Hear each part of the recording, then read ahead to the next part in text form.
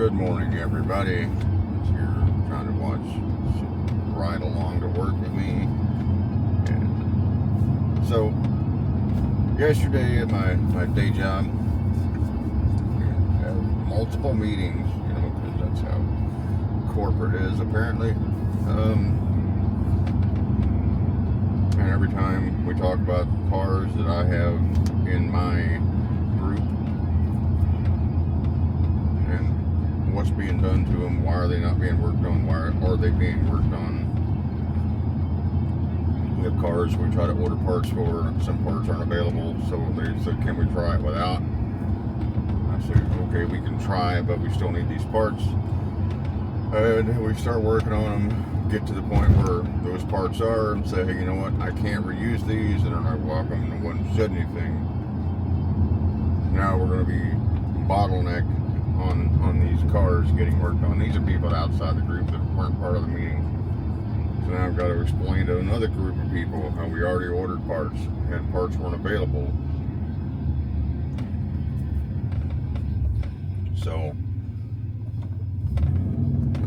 and then we got to have a secondary meeting about that situation, because now the other groups are wanting to complain that we didn't say anything, and even though we did.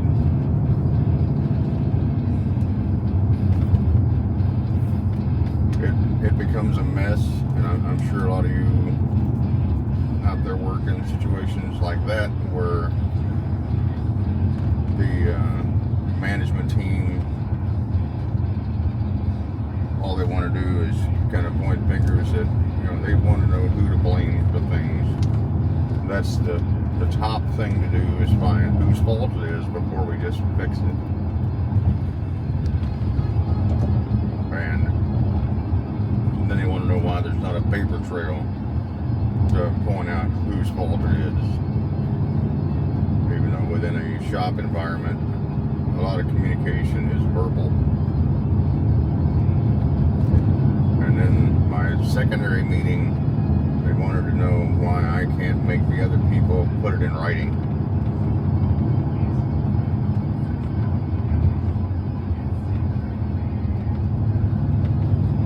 But anyway, that's enough about that. So we'll just continue on the morning drive. Turn off the high beams because we're getting kind of close to that other vehicle there ahead of me. And so we'll get back to the rest of the day. As usual, once I leave work, I head to the gym. Well, not usual. I try to go to the gym. There are days whenever I get my secondary job has requirements that I got to go fix a car. So my day job is fleet maintenance. My business is auto repair. I took the job during the day EV fleet maintenance because I didn't want to have a conflict of interest with what I do as my own business.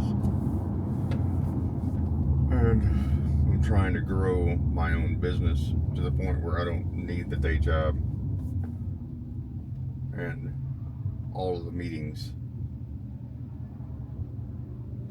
The meme that you see that this meeting could have been an email is kind of my daily life now.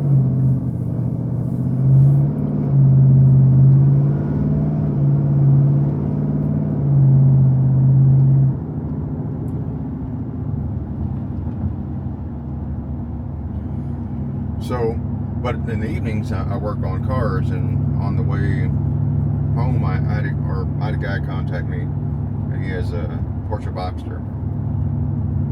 The Boxster broke some axle bolts and damaged the CV joint and possibly some other components.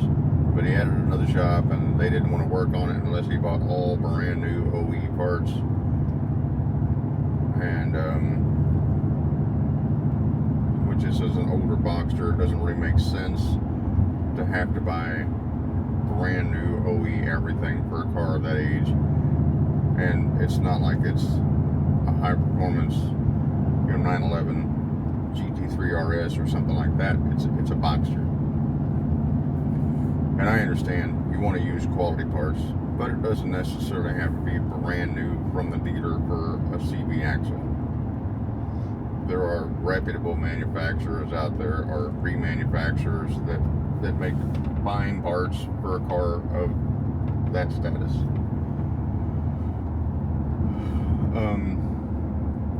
So anyway, it was going to get dropped off, but the tow guy wouldn't drop the car unless someone paid him. We couldn't get a hold of the guy. He was having some phone issues, so he ended up leaving with the car. And so he's going to bring it back today. They got it squared away. It's all straight. So when I get home this evening, I'm going to have a Boxster waiting for me to look at and see what's going on with it.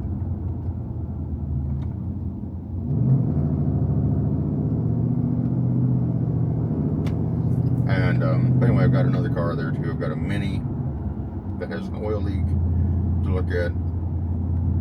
So sometimes as a mobile tech, because of where I live, I can afford the idea of having people bring me a car.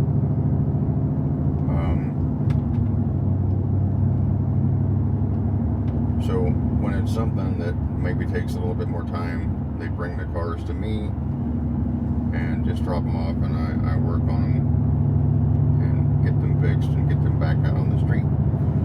I do also go out to people's homes and apartments and fix them there if it's allowed. Like I've worked on a guy's 2 different Porsches in downtown Atlanta at a parking structure,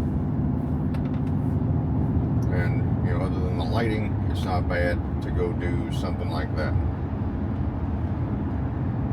Right now I'm working out of my my Porsche Cayenne, which is not really all that beneficial for me because the Cayenne, I actually have 2 Cayennes.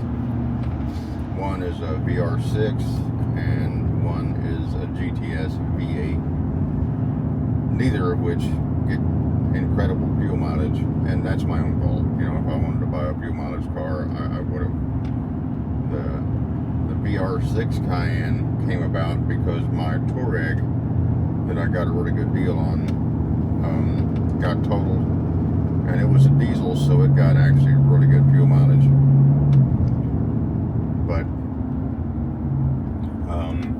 the replacement vehicle, the Cayenne VR6, came about because I still had my rotiform wheels and all that I didn't want to get rid of. So I wanted to go back with something that I could replace the Touareg with that would still utilize the same wheels. So I looked for another diesel, and I couldn't find a viable option that was reasonably priced and had a reasonable amount of miles on it, because even as a technician, I don't want one that's got 150,000 miles as a purchase on that vehicle. There are other cars out there that if they had over 150, I wouldn't mind. But that diesel engine, I don't want to start off that kind of miles, because then I'm going to have to pull the motor and do timing chains, and I don't really want to have to do that right away.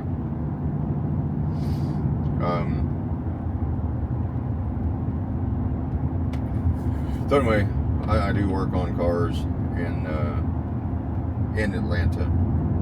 Outside of Atlanta, I try to stay more Atlanta and east, because I live on the east side, and I don't want to have to go 50 miles across town to the west side of Atlanta and work on cars over there and then come back home. I've done it, and the last time I did, I took a chance and went to go do a tune, because I also do tunes, and got to the west side of town, and the guy that I went to go do the tune for said he had something that came up and he had to leave. So then at the shop where I was going to go do the tune, the guy wasn't there.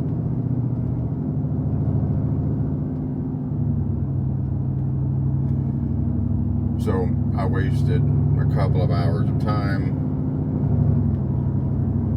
to go do this tune that never actually happened.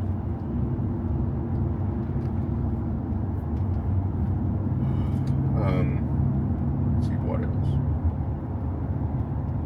Oh, and on top of that, I take calls for the app called Tinker, and I don't do it every single day because sometimes I'm busy, but I try to do that as well.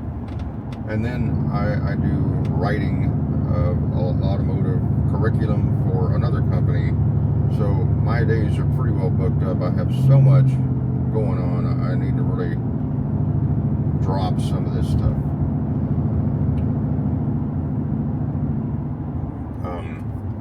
But sometimes you gotta have a hustle to be able to get ahead, and that's what I'm trying to do, is get ahead. And in fact, if I could make it work, if I had the channel on YouTube where I wanted it to be, what I would be doing is I would go to people that needed repair and do the work for free, so long as they paid for the parts. And that would be my goal. As far as doing it on a YouTube channel, if I had the viewership, is to go out and fix cars, charge people just for the parts, and move on about my day. It would be a win-win.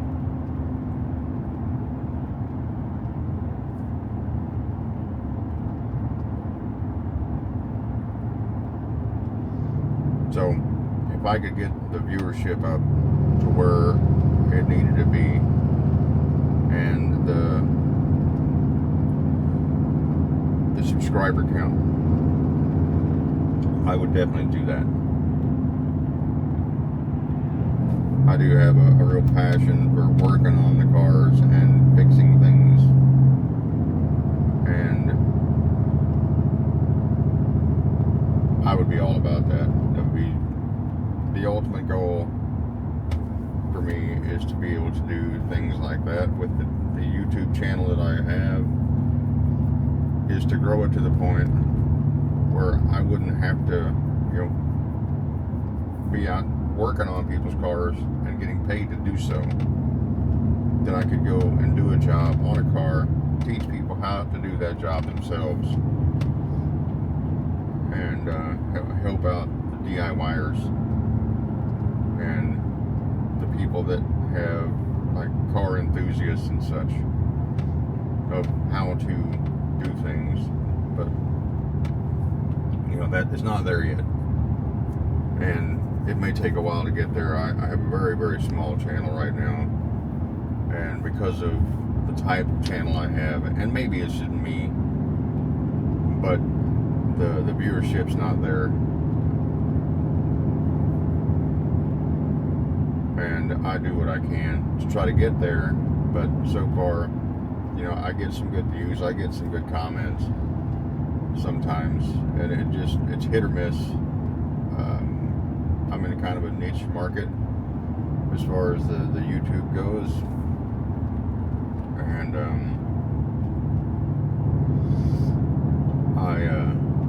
and I can only do what I can do, right? I don't have one of those real outgoing type personalities like some of the YouTubers do. And I'm not just dead or anything, but I'm pretty dry on a lot of things, and pretty I guess hardline on a lot of things. I just have my own opinions, and but anyway, I don't know why I'm going on that topic.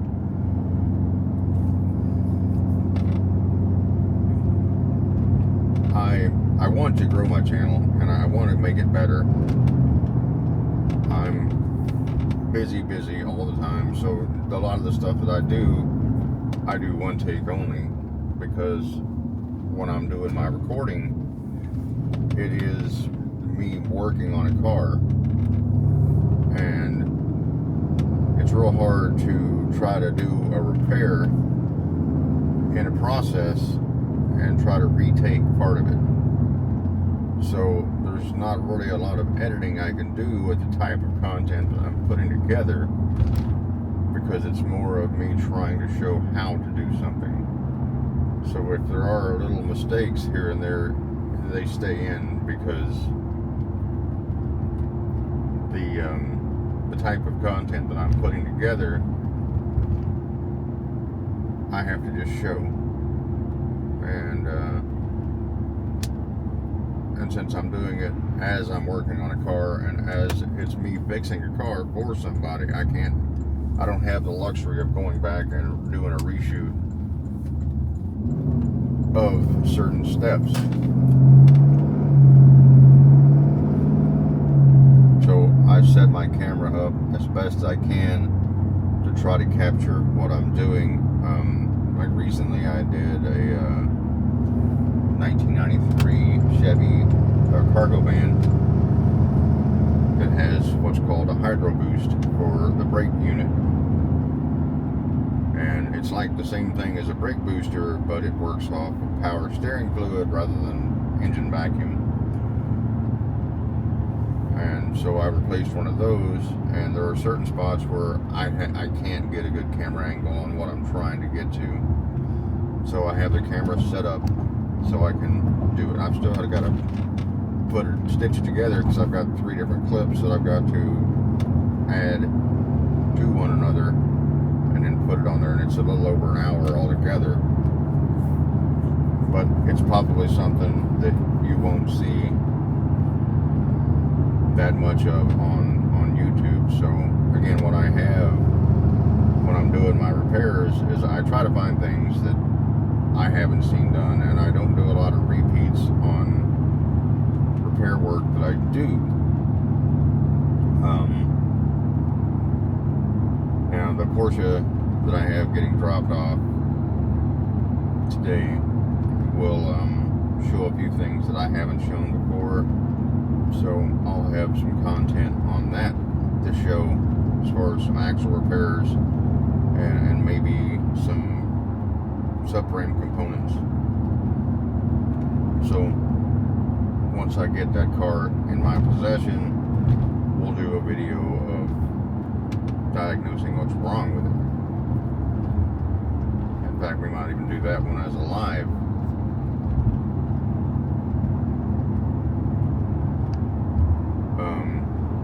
But I'm trying to get better with my shooting, so I've invested a little bit in getting this little Osmo camera that I have now, the one where I'm currently recording on. It's much more compact than trying to shove a phone in, because, well, the camera head on this is tiny compared to the whole phone.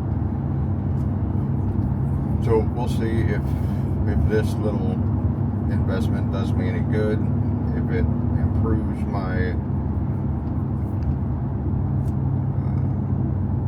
video quality. I hope it does. I hope that this will improve my viewership. I'm trying to, again, I keep saying it, I'm trying to make it better on my channel. That is always the goal, is to always improve. So improve what you can and work on work on the other things.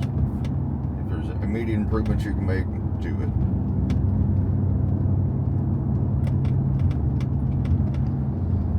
Well, I mean, within reason. If the immediate improvements can make you go broke, don't do that.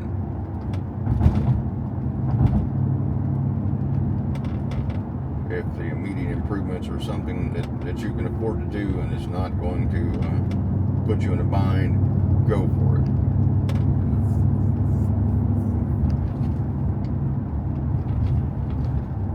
Typically, I'm part of that never give up crowd. You know, failure is really never an option. There are certain things that become less worth fighting for over time. Sometimes you'll see that with certain jobs, that you'll get to the point with a particular job that you're doing, that you work for, that you may find that, you know what they want and what I want don't really align, and I don't see this going where I thought it was going to go. And sometimes, if that's the case and it's becomes something that is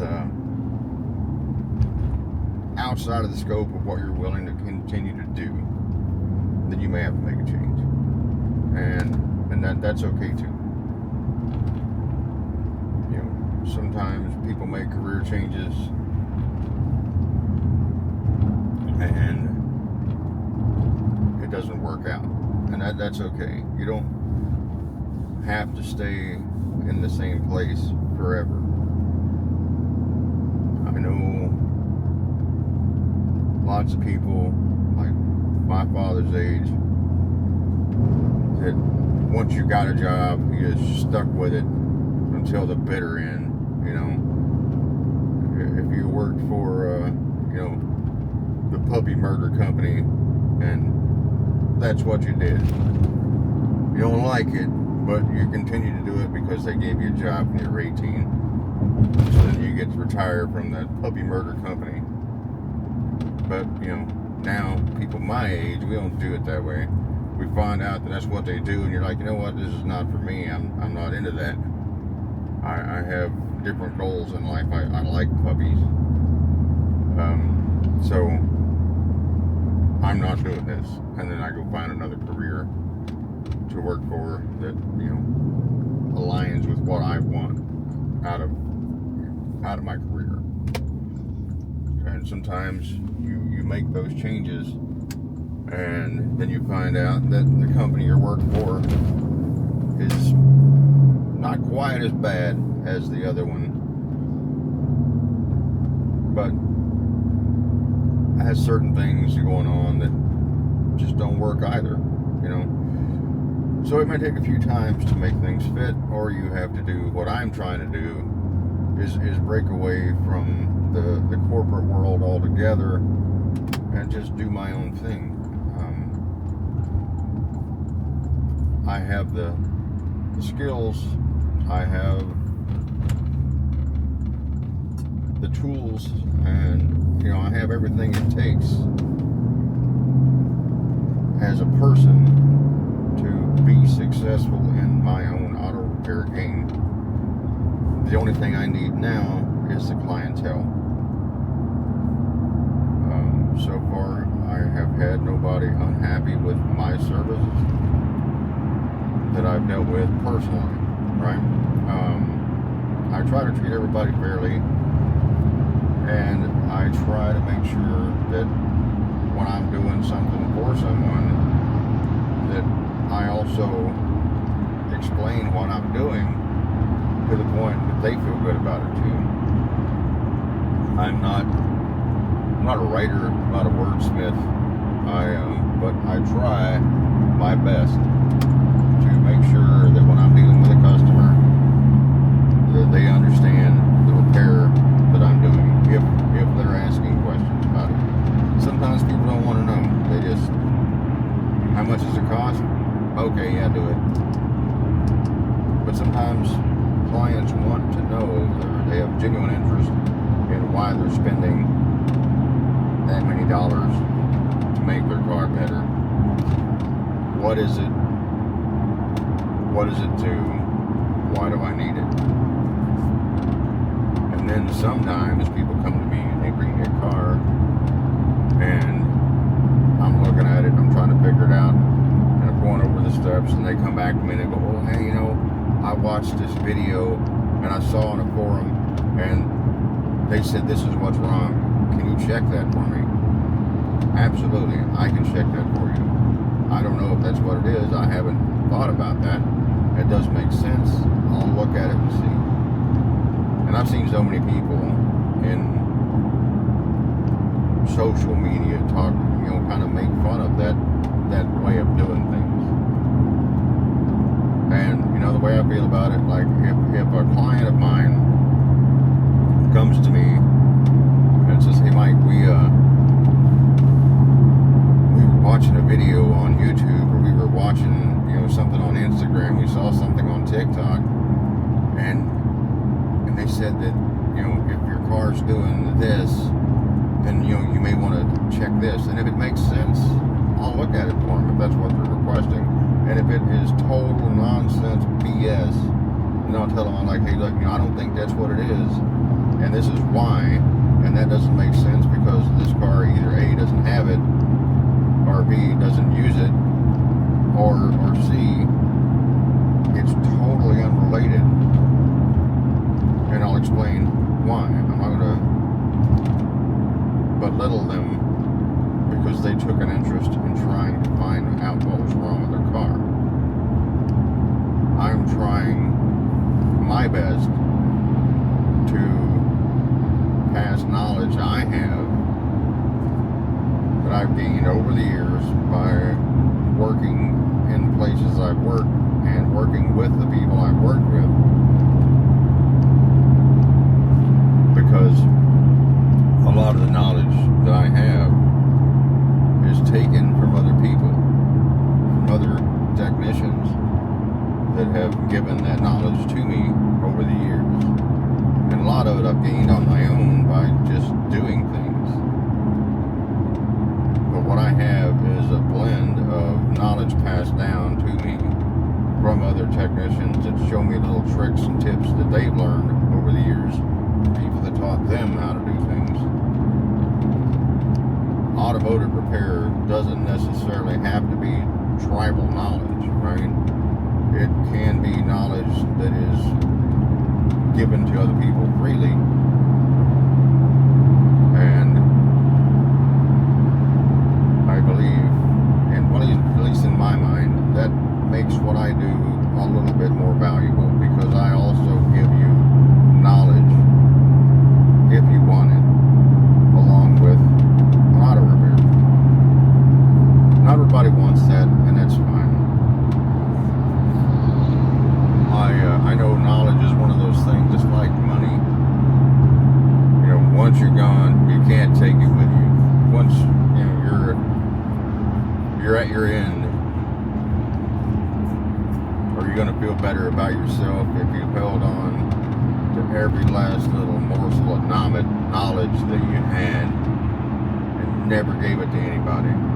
Is that going to be satisfying to you, that you gave nothing? And I don't think it would be for me.